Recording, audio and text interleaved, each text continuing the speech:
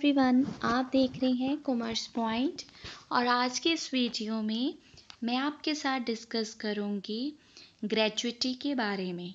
ठीक है, ये वीडियो मैं आपके लिए लेकर आई हूँ अपने नोट्स में से।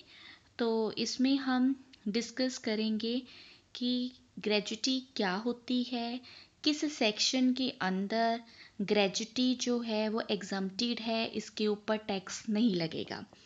अगर आपको ये नोट्स चाहिए तो आप मुझे ईमेल एड्रेस मैंने डिस्क्रिप्शन बॉक्स में दिया है, आप वहाँ पर मुझे मैसेज कर सकते हैं। आइए स्टार्ट करते हैं ग्रेजुइटी का topic. So very simple thing, gratuity जो है ये एक मॉनेटरी बेनिफिट होता है जो कि एम्प्लॉयर देता है अपने एम्प्लॉय को। क्यों देता है? क्योंकि पिछले बहुत सालों से एम्प्लॉय आपकी कंपनी में काम कर रहा है, इसलिए ग्रेजुइटी एक्ट के अंदर आपको रिटायरमेंट के टाइम पर या अगर उसकी डेथ हो गई है तो उस टाइम पर कुछ पेमेंट देनी पड़ेगी, जिसे हम कहते हैं ग्रेजुइटी की पेमेंट। सो यहाँ पर आपने मेन जो बातें समझनी है, पहली बात, ग्रेजुइटी हम 2 टाइम पर रिसीव कर सकते हैं, 2 ओकेजन्स पर। एक तो है एम्प्लॉय खुद रिसीव करेगा, ही विल रिसीव हिमसेल्फ। वो कब पॉसिबल है? वो पॉसिबल है उसकी रिटायरमेंट के टाइम पर। मान लीजिए मैं 15 साल किसी कंपनी में नौकरी करती हूँ, 15 साल के बाद मेरी एज जो है 60 ईयर हो जाती है और कंपनी की पॉलिसी के अकॉर्डिंगली 60 ईयर पर आपकी क्या हो जाएगी? रिटायरमेंट। ठीक है, तो अब रिटायरमेंट के टाइम पर कंपनी मुझे पैसे देगी, लंप सम। ये लंप सम मनी अब टैक्सेबल होगी कि नहीं होगी, ये एक बहुत बड़ा क्वेश्चन है। ठीक है, तो पहली बात आप ये समझ लीजिए, इसकी एग्जम्पशंस जो है वो सेक्शन 10 सबसेक्शन 10 में दी हुई हैं। अगर कुछ पार्ट जो होता है ना ग्रेजुइटी का टैक्सेबल होता है और कुछ एग्जम्प्टेड होता है, जितना भी पार्ट टैक्सेबल होगा वो या तो सैलरी हेड के अंदर टैक्सेबल होगा। वो कब होगा? जब एम्प्लॉय खुद रिसीव कर रहा है अपनी रिटायरमेंट के टाइम पर। अगर एम्प्लॉय की डेथ हो जाती है और उसके घर के किसी मेंबर को, उसकी वाइफ को, उसके बड़े बेटे को अगर पैसे मिल रहे हैं, तो बड़े बेटे की जो टोटल इनकम कैलकुलेट की जाएगी, उस इनकम में इनकम फ्रॉम अदर सोर्स में ये ग्रेजुइटी की अमाउंट टैक्सेबल हो जाएगी। ठीक है, आपको आई होप ये क्लियर हो गया है कि ग्रेजुइटी को 2 पार्ट्स में हम डिवाइड कर देंगे। एक पार्ट आपका एग्जम्प्ट होगा, दूसरा टैक्सेबल होगा। जितना भी टैक्सेबल होगा या तो हम उसको सैलरी हेड के अंदर करेंगे टैक्सेबल, या फिर हम करेंगे इनकम फ्रॉम अदर सोर्स में। सैलरी हेड के अंदर टैक्सेबल हमने तब करना है अगर एम्प्लॉय खुद रिसीव कर रहा है।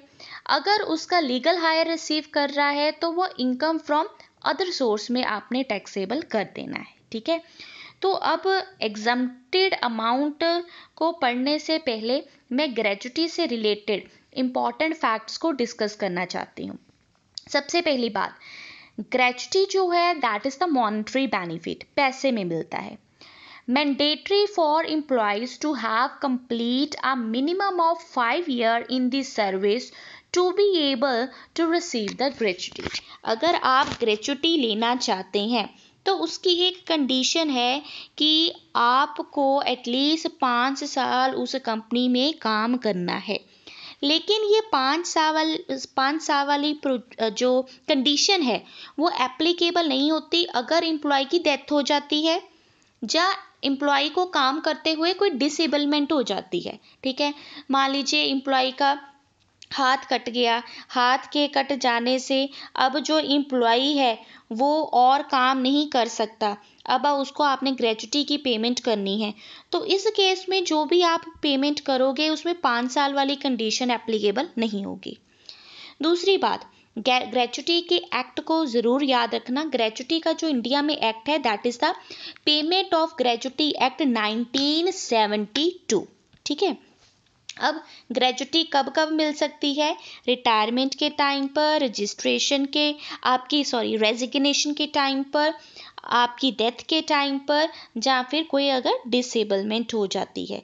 ये सारी कंडीशंस है जहाँ पर आपको क्या करना है, आपको ग्रेच्युटी की पेमेंट जो है वो दी जाएगी। ठीक है, अब हम आगे चलते हैं, डिस्कस करेंगे अब आगे हम कि कौन सी कंडीशंस है जहाँ पर आपकी जो ग्रेच्युटी है वो एग्जम्प्ट होगी, कौन सी टाइम पर वो टैक्सेबल होगी। ठीक है, तो ग्रेच्युटी को हमने दो पार्ट्स में डिवाइड कर लेना है, जहाँ तो गवर्नमेंट एम्प्लॉय रिसीव कर रहे हैं ग्रेच्युटी, और जहाँ फिर नॉन गवर्नमेंट एम्प्लॉय रिसीव कर रहे हैं। जो तो गवर्नमेंट एम्प्लॉय रिसीव करेगा वो फुली एग्जम्प्ट हो जाएगा। ठीक है, सेक्शन 10 सबसेक्शन 10 क्लोज 1 के अंदर अगर कोई गवर्नमेंट एम्प्लॉय को ग्रेच्युटी मिलती है तो वो फुली एग्जम्प्ट हो जाएगी। अगर नॉन गवर्नमेंट एम्प्लॉय को मिलती है तो फर्दर आपने दो कैटेगरीज में डिवाइड कर देना है। अब ये दो कैटेगरीज जो हैं वो आपके लिए बहुत ही इम्पॉर्टेंट है। ठीक है, पहली कैटेगरी क्या कहती है, ये चेक करना है कि क्या एम्प्लॉय ग्रेच्युटी एक्ट के अंदर कवर्ड हो रहा है, या फिर वो ग्रेच्युटी एक्ट के अंदर एम्प्लॉय हमारा कवर नहीं है। इसी के अकॉर्डिंगली हम जो है ग्रेच्युटी के ऊपर टैक्स जो है चार्ज करेंगे। इनकी जो प्रोविजंस होती हैं वो डिफरेंट होती हैं। ठीक है, पहले हम डिस्कस कर लेते हैं, अगर तो एम्प्लॉय हमारा ग्रेच्युटी एक्ट के अंदर कवर हो रहा है, फिर एग्जम्प्टेड लिमिट कितनी होगी। हमारे पास ना तीन प्रोविजंस हैं, इन तीनों में से जो लीस्ट वैल्यू होगी वो एग्जम्प्ट कर दी जाएगी। बाकी का जो डिफरेंस होगा, gratuity receive minus least of these among these three conditions equal to जितना भी बैलेंस आएगा वो ग्रेच्युटी के अकॉर्डिंगली टैक्सेबल हो जाएगा। ठीक है, अब एग्जम्पशन लिमिट क्या है, 3 है। पहली बात तो 20 लाख की अमाउंट जो है डायरेक्ट है, पहले ये 10 लाख होती थी, अब ये 20 लाख की अमाउंट है। ठीक है, इसके ऊपर एमसीक्यू आ सकता है, इसको याद रखना। दूसरी बात है एक्चुअल ग्रेच्युटी अमाउंट। तीसरा पॉइंट हमें ये कहता है, लास्ट सैलरी ले लीजिए, जितनी भी लास्ट सैलरी एम्प्लॉय को मिली थी, मल्टीप्लाई करो 15 डिवाइडेड बाय 26, मल्टीप्लाई करो number of year of employment. अगर मैंने 25 साल काम किया तो मैं number of year of employment हो जाएगा 25 ईयर, 25 साल के साथ मल्टीप्लाई करो। इसको कैलकुलेट करके ना अमाउंट चेक करो। मान लीजिए इसको कैलकुलेट करके अमाउंट आ जाती है हमारे पास 10 लाख, और एक्चुअल ग्रेच्युटी रिसीव मैंने मान लीजिए की है 15 लाख। ठीक है, अब इन तीनों में से सबसे लीस्ट लिमिट ले लेनी है। लीस्ट जो वैल्यू होगी वो हमारी क्या होगी, टैक्सेबल होगी। लीस्ट क्या है, 10 लाख, तो 10 लाख जो है, जो लीस्ट वैल्यू होगी वो एग्जम्प्ट होगी, बैलेंस टैक्सेबल होगा। लीस्ट वैल्यू है 10 लाख, अब किस अमाउंट के ऊपर मैं टैक्स पे करूंगी, ग्रेच्युटी रिसीव्ड। ग्रेच्युटी रिसीव है मेरे पास 15 लाख, इसमें से माइनस कर दो इन तीनों में से लीस्ट क्या है, 10 लाख वाली अमाउंट माइनस 10 लाख, बैलेंस क्या बच गया, 5 लाख।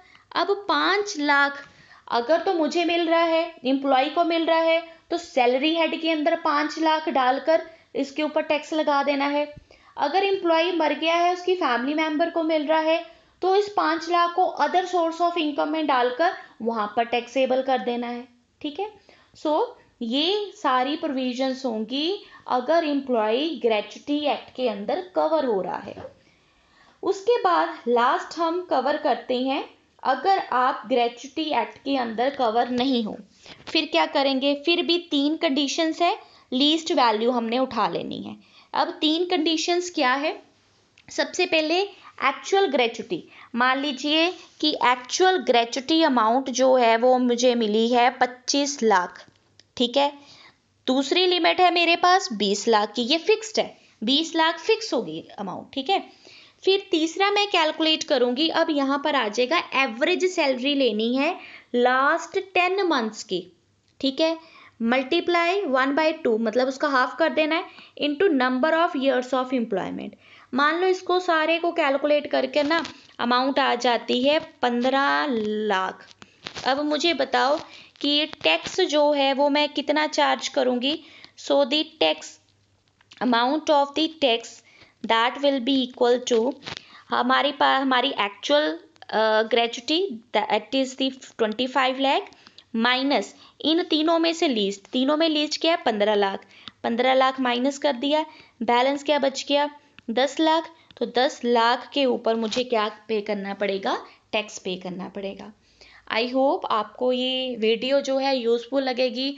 अगर वीडियो अच्छी लगे तो वीडियो को लाइक कीजिए, अगर बहुत अच्छी लगे तो चैनल को सब्सक्राइब कीजिए। And if you want the notes तो मुझे ईमेल आईडी मैं आपको दे रही हूँ, वहाँ पर मुझे टेक्स्ट कीजिए। Thank you everyone.